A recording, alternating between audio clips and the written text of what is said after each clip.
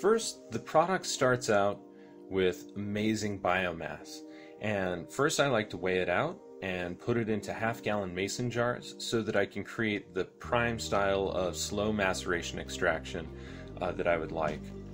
Once I have the biomass weighed out, I perform a distillation on all of the organic cane spirits that I'm using and make sure that their temperature is within philosophical range using a magnetic stirring mantle to create a very delicate spirit.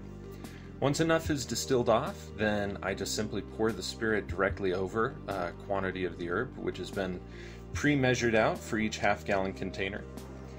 I then blend very thoroughly in a blend tech to ensure that the surface area of all of the herb is completely saturated and exposed for maximum saturation. All of that extracted material is then put directly back into a mason jar with all of the biomass to further create a slow extraction at 40 degrees Celsius.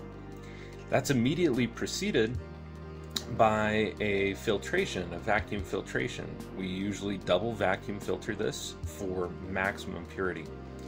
Once the product's been filtered out, we then proceed with calcination. Calcination is the process of burning away the plant body, the extracted plant body, to just an ash. And then once we have that ash, then we can begin to extract that ash by boiling it in water. And once we boil this ash inside of water, it starts to create a really, really nutrient-rich solution. Here it is inside of my magnetic stirring mantle. Once that solution's been boiled for a period of time, it's time to separate out the ashes from the mineral solution, and so I pass that again through a double or triple vacuum filtration.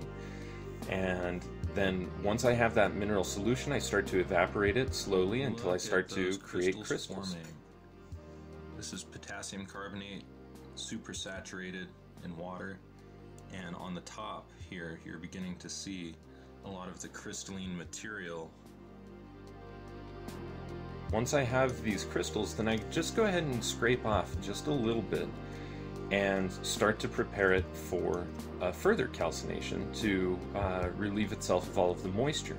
Once the moisture is completely out, then I'm able to really work with these and create a iatrochemical bond with the tincture that I've made with the very pure 96% or higher spirits. Once the salts are completely calcined, all I have to do is grind them exceptionally finely and begin to add them back to the tincture. And once they're added back to the tincture, just like anything, I like to agitate and make sure that everything gets very, very well saturated inside of the solution. And I'll create another vacuum filtration, and after that, the product is then brought to a point of being able to bottle and label and brought out to the public, put on the website, all of the things. So that's basically the process in a nutshell.